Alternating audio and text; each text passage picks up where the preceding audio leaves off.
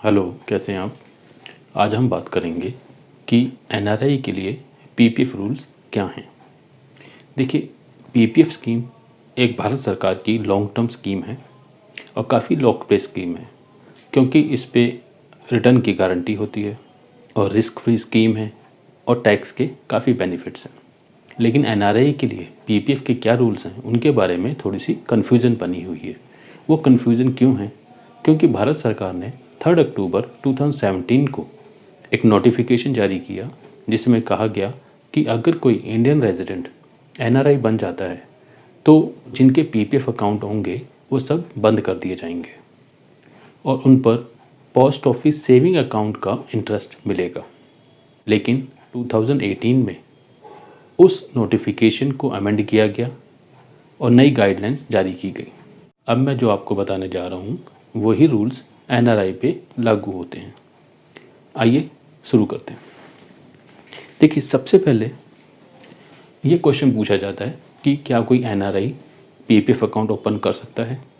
इसका आंसर है नहीं। कोई भी एनआरआई पीपीएफ अकाउंट ओपन नहीं कर सकता। दूसरा क्वेश्चन ये पूछा जाता है कि कोई इंडियन रेजिडेंट का पीपीएफ अकाउंट है इंडिया में और वो बाद में एनआरआई बन जाता है तो उस पीपीएफ अकाउंट का क्या होगा? तो उस एनआरआई के पास दो ऑप्शन होंगे।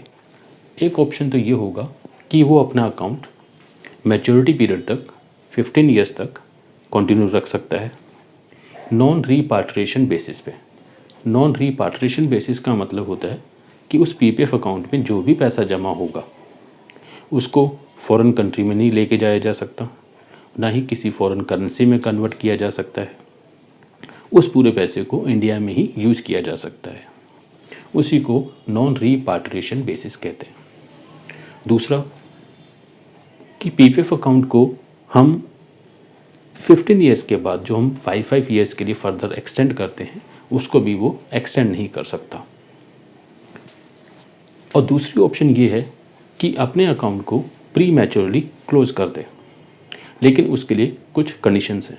पहली कंडीशन तो ये है कि उसके अकाउंट को 5 कंप्लीट फाइनेंशियल ईयर कंप्लीट हो चुके हों। 5 कंप्लीट फाइनेंशियल ईयर का मतलब होता है, जैसे मैं इस चार्ट के थ्रू आपको समझाता हूँ।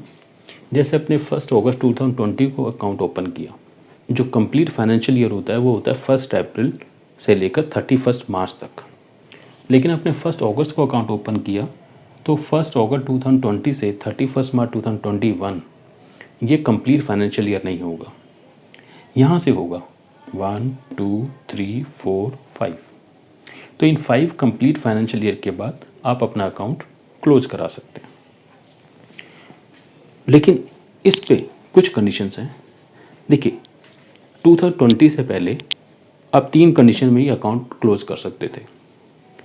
अकाउंट होल्डर की डेथ के केस में, अकाउंट होल्डर के हायर एजुकेशन के लिए अगर कुछ अमाउंट चाहिए हो, या फैमिली मेम्बर की कोई क्रिटिकल इलनेस के लिए। लेकिन अब 2 कंडीशन और ऐड कर दी हैं।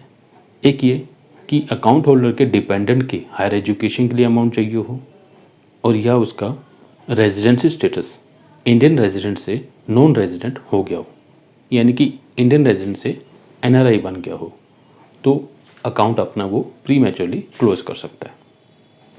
लेकिन अगर वो प्री मैच्योर क्लोज करता है तो उस पर 1% इंटरेस्ट की पेनल्टी लगती है। यानी कि अगर एग्जिस्टिंग हमारा 7.1% इंटरेस्ट है तो उसको 6.1% इंटरेस्ट मिलेगा। तो एनआरआई के लिए पीपीएफ रूल्स क्या हैं, इसके बारे में आपको समझ में आ गया होगा। तो अगर आपको वीडियो में कुछ भी अच्छा लगा हो तो लाइक, शेयर, सब्सक्राइब कीजिए और कमेंट कीजिए। Thank you so much.